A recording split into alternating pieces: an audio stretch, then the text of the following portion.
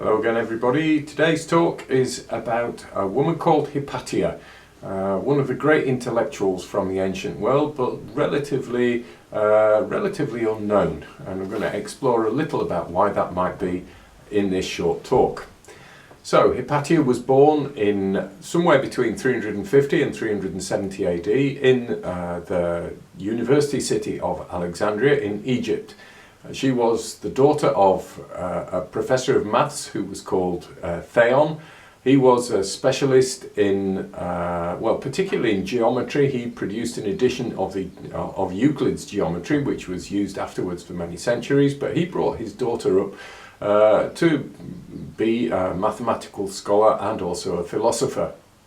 She very quickly came to outdo her father in his scholarship and to acquire a great teaching reputation of her own, because she was also very skillful in the art of oratory. So people came from far and wide to learn from Hypatia. She dressed as an academic. This was pretty unusual at the time, when women on the whole didn't have that much intellectual influence.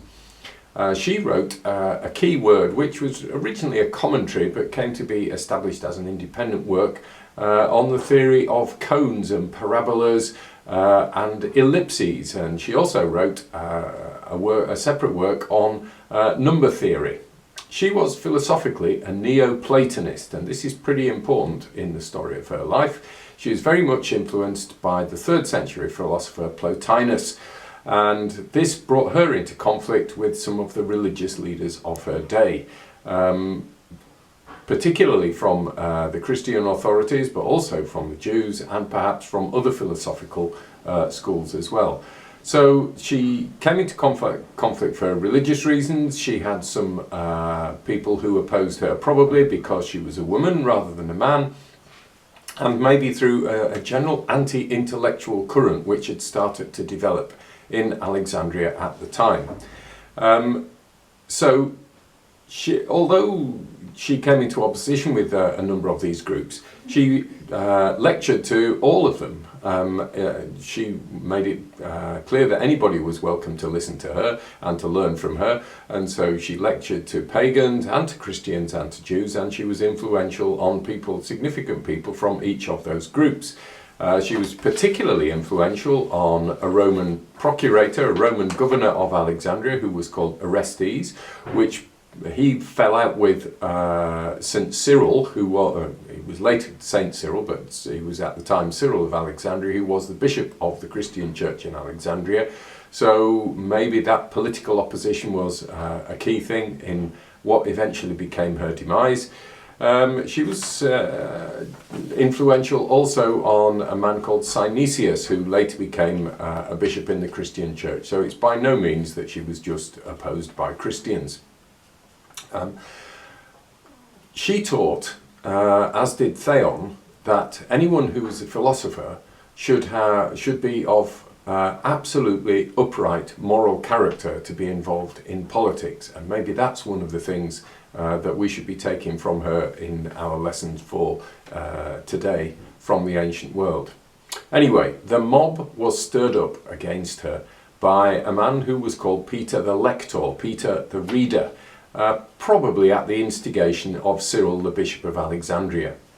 The sources who talk about this speak of 500 monks, black cowled monks, who dragged her from the university to the Caesareum, which is a famous ancient building originally built under Cleopatra, but had by this time become a Christian church.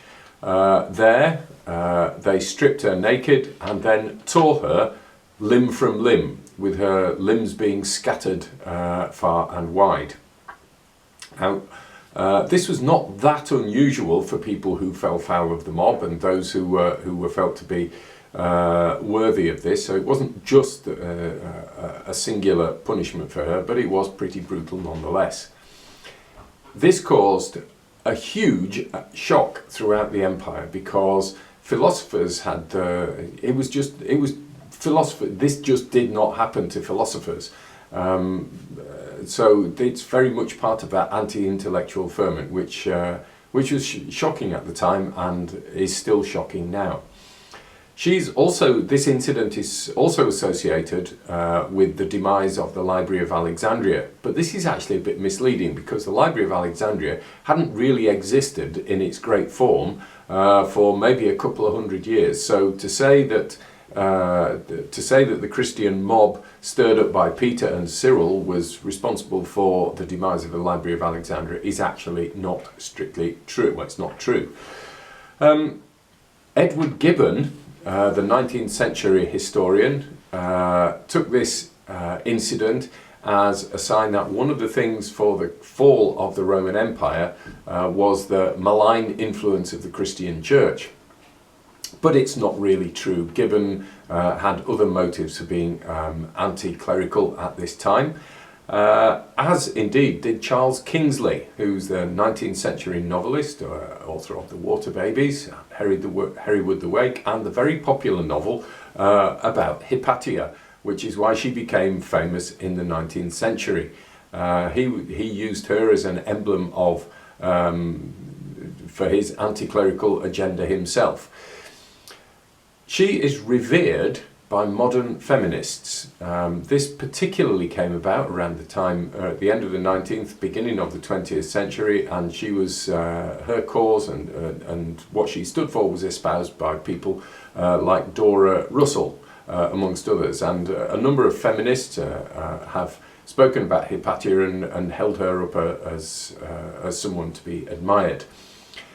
She became the subject of a reasonably well-known film starring Rachel Weisz in 2009, which fictionalized her life. It has a great deal about it that's historically accurate, but some things about it that are historically inaccurate, in the same way that Hollywood is with films like Gladiator, are partly accurate and partly not.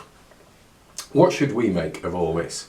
Well, first of all, when we're looking at anything, we should find out our facts and examine our sources critically, and not just take the first thing that we hear.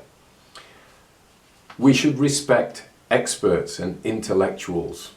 It's worried me a lot recently when in the Brexit campaign a notable politician was said, well, we've had quite enough of experts, haven't we? But more than anything else, we should oppose mob rule, especially those fueled by simplistic messages. This is a big worry in Britain today. It's a big worry throughout Europe with things like the rise of the AfD in Germany, and it's a big worry in countries like the US, where the idea of mob rule and vigilantism is a serious concern to democracy.